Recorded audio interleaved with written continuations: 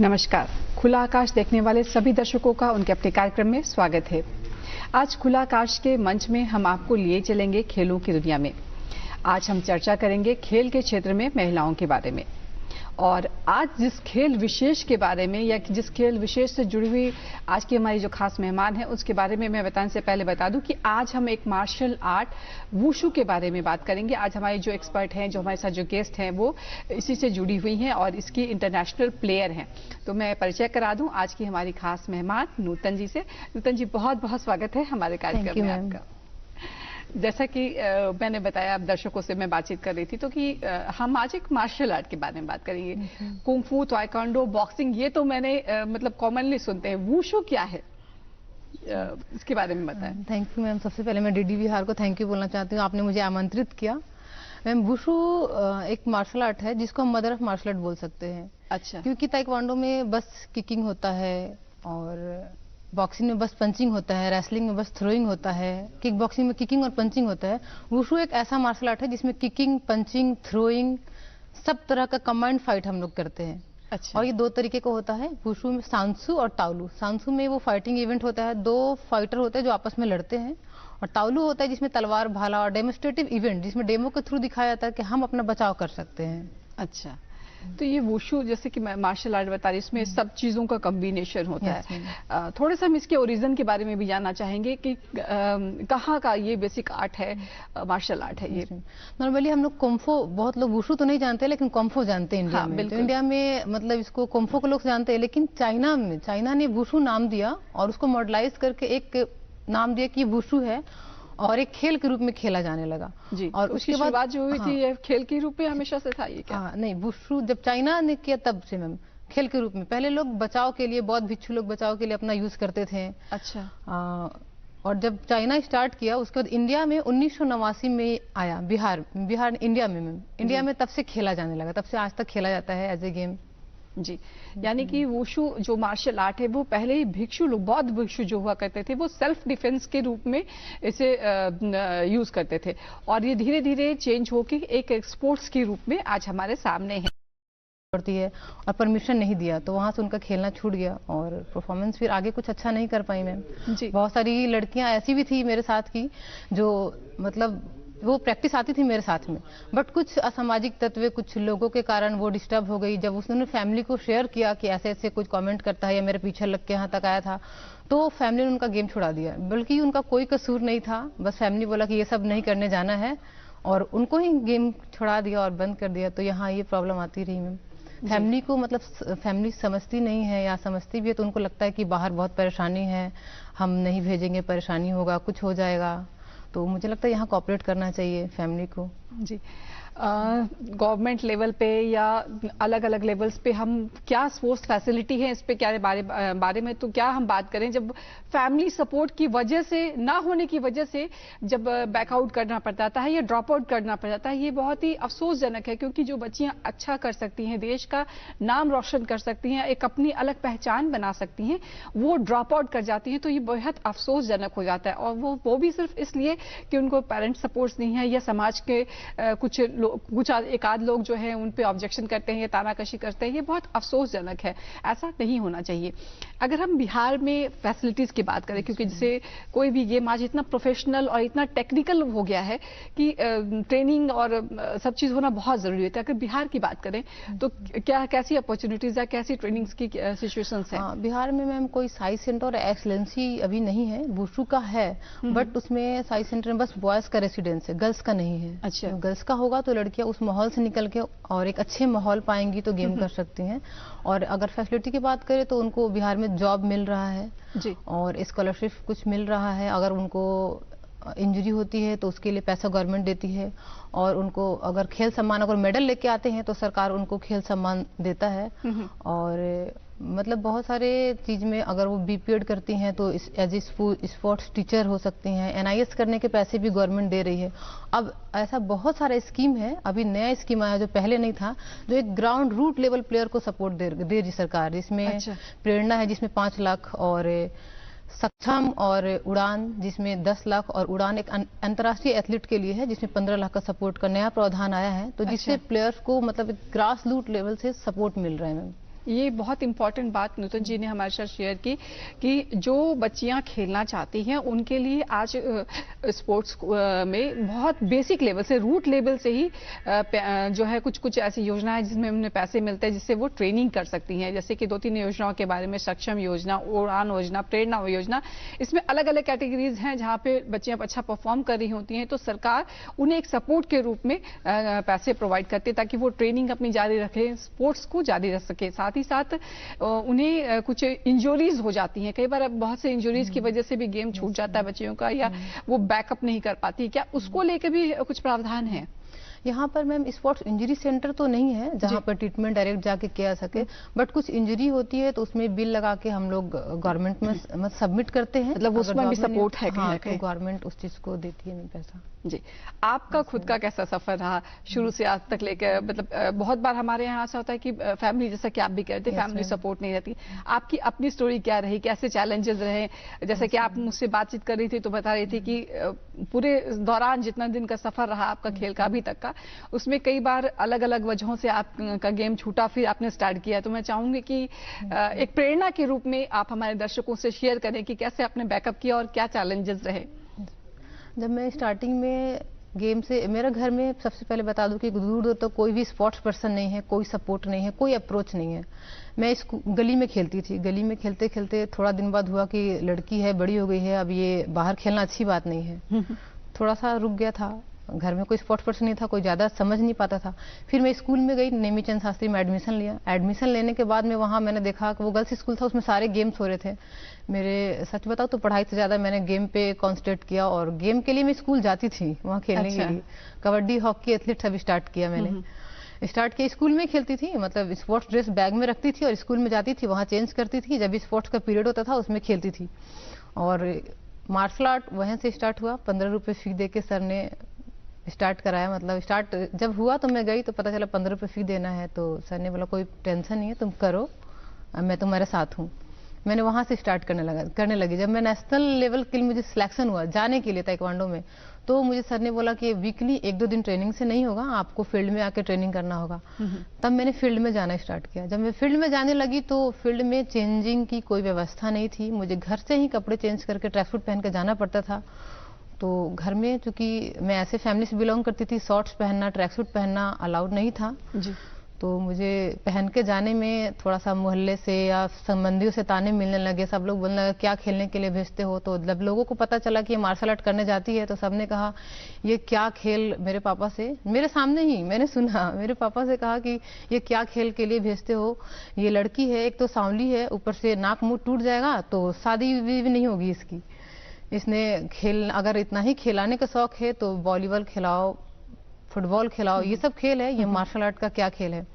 वहां से फिर पापा ने बहुत सपोर्ट किया मेरा, कोई बात नहीं खेलो। वहां से मैं खेलती गई, फिर स्कूल में गई। स्कूल से वापस जब मैं मेडल लेके आई तो लोकल न्यूज़पेपर में मेरा फोटो आया। जब मेरा फोटो आया तो लोग बहुत ही, मतलब जो लोग मुझे ताने देते थे, ऐसा कहते थे कोई फायदा नहीं, वो लोग बहुत उत्साहित हुए और आके मम्मी को फोटो दिखाने लगे कि देखिए आपकी लड़की का फोटो आया, हम लोग का मोहल्ला का नाम आया है, नाम रोशन हुआ है। तो इस तरह से उनकी बहुत ज्यादा मेंटेलिटी, मतलब चेंजेस आई और थोड़ा खुशी हुई कि मुझे। और स्टेडियम में जब मैं गई तो थोड़ा ताने, क्योंकि शराबियों का वहाँ जमावड़ा लगा रहता था, वह शराब पीते थे। जहां हम लोग स्टेज रनिंग करते थे वहां वो शीशा फेंक देते थे तो कई बार पंगे भी हुए, लेकिन हमारे सर ने संभाल लिया कि कोई बात नहीं, अब उन लोग 6 बजे आते, तुम लोग 5 बजे तक ट्रेनिंग करके चले जाओ, हम लोग को शांति से रास्ता निकालना है, और लड़ते रहे तो हम लोग नहीं कर पाएंगे।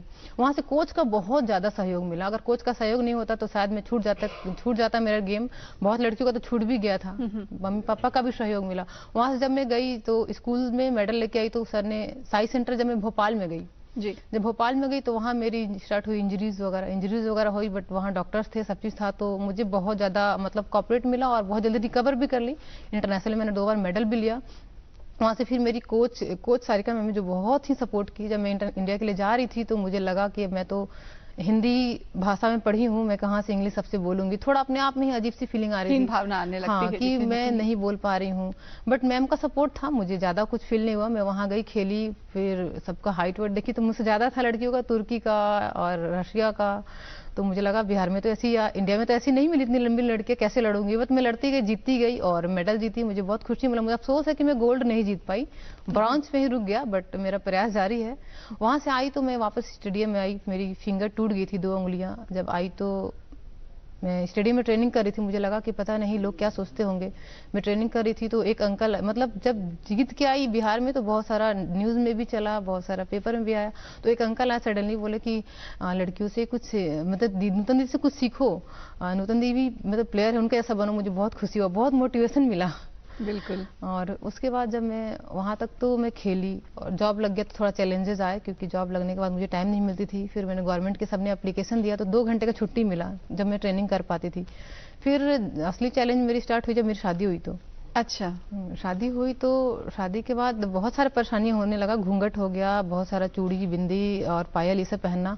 और पहनने का मतलब जब मैंने शादी किया था कि स्पोर्ट्स पर्सन से मुझे सपोर्ट मिलेगा, बट मुझे बहुत दुख के साथ बोलना है कि मुझे सपोर्ट नहीं मिला। मुझे बहुत परेशानी हुई। जब मैं प्रैक्टिस के लिए जाती थी, पायल खोलती थी तो सबका कहना था कि ये लड़की के नाम पे कलंक है, पायल और बिछिया खोल देती है। अच्छा, तो ये सब इस लेवल पे भी चैलेंजेस आपको मिले? हाँ मैम, बिल्कुल। मतलब इस लेवल पे पहुंचने के बाद मैं उस सोच से गुजरी हूँ जहाँ से या तो कोई लड़की मतलब सुसाइड कर लेती है, या तो वो लड़की मतलब उभर नहीं पाती है, सब चीज छोड़ के बैठ जाती है, छूट ही जाता है ऐसे में, स्पोर्ट्स छोड़ जाता है, टॉर्चर। तो उन सब चीज़ों को मैंने दरकिनार किया। अभी तो मैं खेल रही हूँ। परेशानियां बहुत आई क्योंकि मैं वो लड़कियों की प्रॉब्लम समझ सकती हूँ जहाँ शादी के बाद गेम छोड़ना पड़ जाता है या बहुत सारी परेशानी होती है। तो मैंने स्टार्टअप किया, फिर से मैं कर रही हूँ। बीच में छूटा, फिर इंजरी हुआ, परेशानी हुआ, बट अभी मैं कर रही हूँ गेम। और मैं अभी NIS कोच हूँ। और यहाँ मैं बता दूं, नूतन जी से मैं डिटेल्स लूंगी और आपको बताऊंगी, लेकिन हमारी जो नूतन जी आज हमारी जो खास मेहमान हैं वो गोल्ड मेडलिस्ट कोच हैं और ये ट्रेनिंग देती हैं। और साथ ही ये तो मतलब कोच के रूप में तो देती हैं, साथ ही साथ अपने होम टाउन में बच्चियों को फ्री ऑफ कॉस्ट सिखाती हैं ताकि बच्चियों का इंटरेस्ट इस रूप में जागे। इसके बारे में भी मैं चाहूंगी कि आप हमें दर्शकों से बताएं। मैं फ्री ऑफ कॉस्ट जब मैं यहाँ भी ट्रेनिंग देती हूँ और वीकली जब मैं आरा में जाती हूँ वहाँ भी ट्रेनिंग देती हूँ। अभी free of cost self defence का कोर्स होने वाला है, वर्कशॉप चलने वाला है जो 5 दिन का चलेगा। कॉलेजेज और स्कूल में हमारे कोचेज हम जाके हम लोग और ट्रेनिंग देंगे सेल्फ डिफेंस का फ्री ऑफ कॉस्ट में। जी, तो नूतन जी आज कोशिश करती हैं कि जो बच्चियां इस फील्ड में आना चाहती हैं वो उनमें इंटरेस्ट जागे और इसीलिए वो फ्री ऑफ कॉस्ट ट्रेनिंग देती हैं ताकि उनकी रुचि जागे और वो इसमें आगे बढ़े। आज हर स्पोर्ट्स जो है नूतन जी बहुत टेक्निकल हो चला है, हर एक चीज़ प्रोफेशनल वे में होती है, टेक्निकल वे में होती है। वुशु को लेकर ये कितना इंपॉर्टेंट हो जाता है कि टेक्निकल और प्रोफेशनल होना, और क्या ट्रेनिंग होती है? भी एक टेक्निकल गेम है मैम। अगर हम लोग को strength, endurance, flexibility, coordination, speed हर चीज डेवलप के साथ भी माइंड गेम है। हम लोग को दिमाग लगा खेलना पड़ता है क्योंकि आज के दौर में बस एक होता है ना घोड़े जैसा प्रैक्टिस करना, दौड़ना, ये चीज सफिशिएंट नहीं है। और सही डायरेक्शन पे स्मार्ट ट्रेनिंग बहुत ज्यादा जरूरी है क्योंकि एक फाइट में भी सभी किक पंच थ्रो करके आते हैं। हमें दिमाग लगाना था कहाँ कौन सा टेक्निक, कहाँ कौन सा टैक्टिक्स यूज किया जाए कि हम जल्दी से जीत हासिल करें और सामने वालों को चकमा देके पॉइंट लेना होता है। और इस पॉइंट्स कैसे कैटेगराइज होते हैं? पॉइंट्स कैटेगराइज होते हैं मैम, उसमें chest guard, head guard, growing guard सब सेफ्टी के लिए पहनाया जाता है मैच के पहले। और जब कोई खिलाड़ी पंच मारता है फेस पे तो 1 पॉइंट होते हैं, किक मारता है चेस्ट पे तो 2 पॉइंट, फेस किक मारता है तो 2 पॉइंट, और जब वो थ्रोइंग होता है और उसने गिरा दिया और गिर के खुद भी खड़ा रह गया अगर सामने वाला तो 2 पॉइंट, और गिरा के खुद भी अनबैलेंस हो गिर गया तो 1 पॉइंट मिलता है। और कुछ मतलब रूल्स बने होते हैं प्रोटेक्शन के लिए कि जॉइंट को अपोजिट साइड नहीं करना है, ग्रोइंग अटैक नहीं करना है, बैक ऑफ हेड अटैक नहीं करना है, जिससे इंजरी से बचा जा सके। यानी कि स्मार्ट ट्रेनिंग और टेक्निक जो दोनों ही बहुत इंपॉर्टेंट रोल प्ले करती है। अमूमन नूतन जी मैं यहाँ समझना चाहूंगी कि मैंने और भी स्पोर्ट्स पर्सन से बात की है, इंटरव्यूज की है उनके, तो गेम्स कॉस्टली बहुत होते हैं। जैसे मैंने एक राइफल शूटर से बात की थी तो कई बार उनको लगा कि वो गिव अप कर देंगे क्योंकि राइफल्स इतनी महंगी आती थी कि उनको वो अफोर्ड नहीं कर पाती थी। कुछ उनके फ्रेंड्स ने, कलीग्स ने उन्हें अपनी गन प्रोवाइड की या कोचेस ने बहुत हेल्प किया, तब वो कंटिन्यू कर पाई। वुशु के बारे में मैं जानना चाहूंगी कि कितना कॉस्टली गेम है, क्या इसमें भी बहुत महंगा गेम है ये? वुशु की बात करें तो मैम जो इक्विपमेंट है वो बहुत ज्यादा तो महंगा नहीं आता है राइफल शूटिंग टाइप में, बट प्लेयर्स एफर्ट कर लेते हैं, और जो नहीं कर पाते हैं और अगर वो मेडलिस्ट हैं तो वो अप्लाई करते हैं गवर्नमेंट को कि मतलब इक्विपमेंट के लिए, तो गवर्नमेंट इक्विपमेंट को कुछ पैसे देते हैं, और एसोसिएशन जो हमारी है डिस्ट्रिक्ट की, वो जैसे हमारे डिस्ट्रिक्ट में चेस्ट गार्ड, हेड गार्ड हर फैसिलिटी है, जिससे हमारे कोचेस का सहयोग बहुत मिलता है, जिसमें हम लोग कर पाते हैं। और तावलू जो वुशु की दूसरा पार्ट है तावलू, उसमें थोड़ा सा कॉस्टली इवेंट होता है, तो प्लेयर्स करते हैं खुद से, नहीं तो अप्लाई करते हैं, नहीं तो कुछ तो मतलब खुद से करना पड़ता है मैम, कुछ खुद से करना पड़ता है, और एसोसिएशन सपोर्ट करती है हम लोग की, बाकी जो एंट्री फी है वो तो एसोसिएशन लेती है जी। कुछ खुद का जज्बा और थोड़ा सा गवर्नमेंट का सपोर्ट, ये दोनों ही मिल जाए, लेकिन सबसे इम्पोर्टेंट यहाँ ये है कि आपका खुद का जज्बा, खेलने के प्रति रुचि, एक डेडिकेशन सबसे इम्पोर्टेंट हो जाता है, तभी ये चीज आपकी कंटिन्यू रह पाती है।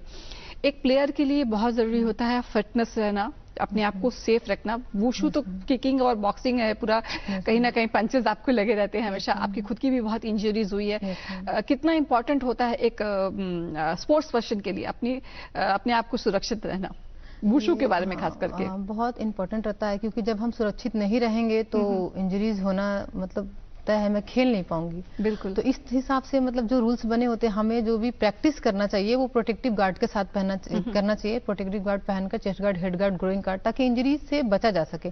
इंजरी से हम ये नहीं कह सकते हैं कि बिल्कुल इंजरी नहीं होगी, इंजरी हम फाइट करने आए तो थोड़ी तो होगी ही, बट हम प्रोटेक्शन के साथ करेंगे तो नहीं होने की चांस है जी। सेफ्टी के साथ करना बेहद जरूरी हो जाता है। हम थोड़ा सा ये समझना चाहेंगे नूतन जी कि बहुत सारे स्पोर्ट्स हैं, क्रिकेट, फुटबॉल तो बहुत आज मतलब फेमस गेम्स में आज आ गया है, वुशु कंपैरेटिवली लोग कम जानते हैं। जो बच्चियां इसमें इंटरेस्टेड हैं, तो हर एक खेल की कुछ एक कैटेगरी होती है या कुछ क्वालिफिकेशंस होती है, वुशु को लेकर क्या चीजें होनी चाहिए कि उसमें आगे बढ़ सकते हैं बच्चियां या बच्चे जो बढ़ना चाहते हैं, उनको बेसिक क्या क्या चीजें होनी चाहिए उनके पास? बेसिक में फिटनेस से हम लोग स्टार्ट करते हैं, फिटनेस करते करते साथ में स्पेसिफिक चलता रहता है थोड़ा बहुत। अगर बच्चियों की बात है, लड़कियों की बात है, तो सेल्फ डिफेंस का भी क्लासेस होते हैं, साथ में करते रहते हैं। बाकी किकिंग, पंचिंग ट्रेनिंग होती है, और मोटर एबिलिटीज को ध्यान में रख के कराया जाता है बेसिक से। क्या हाइट को, जैसे कुछ गेम्स में होता है हाइट के होना चाहिए या वेट होना चाहिए? इसमें या हर तरह का जो पर्सनालिटी का बंदा फिट हो सकता है, क्योंकि अगर हम लोग उसको टेक्निक उस हिसाब से ट्रेन करते हैं, हाइट है तो दूर से खेलना है, अगर हाइट कम है तो क्लोज खेलना है, सामने वाले को रेंज नहीं देना है, अलग अलग होती है। अगर एक लड़की को फैमिली नहीं समझ पाती है तो उसको बहुत ज़्यादा स्ट्रगल करना पड़ता है, वो समाज की ताने वाने झेल सकती है। तो वहाँ से मैं चाहती हूँ कि फैमिली सपोर्ट करे, उन्हें समझे, उन पे भरोसा करके उनको आगे बढ़ाए, और शादी के बाद भी उनके ससुराल वाले अगर सपोर्ट करे तो वो अच्छा कर सकती है, हस्बैंड कोऑपरेट करे तो वो खेल सकती है। और नॉर्मली हम देखते हैं अदर स्टेट में, तो नॉर्मली डिस्ट्रिक्ट स्टेट में भी अगर मेडल आते हैं तो बिल्कुल माला वाला पहना के उनको ऐसे स्वागत किया जाता है कि बाकी लड़के देख के मोटिवेट हो जाती है। वो चीज़ अभी हमारे स्टेट में नहीं है। हमारे स्टेट में अभी भी लोग का कहना है कि लड़की है तो मतलब बाहर जाएगी तो हमारा इज्जत कम हो जाएगा। तो ये सोच जो होता है हम लोग को बहुत कमजोर पड़ता है, घूंघट में रहे तो वही इज्जत है, तो वो घूंघट हम लोग के लिए बहुत ज्यादा मतलब कहीं ना कहीं बैक खींचती है, लाइक पुलिंग का काम करती है वो। तो लड़कियों को चाहिए कि वो साहस से करे, साहस मतलब बाकी लोगों का बात को दरकिनार करे, फैमिली को समझाए और फैमिली सपोर्ट करे तो अच्छा कर सकती है मैम।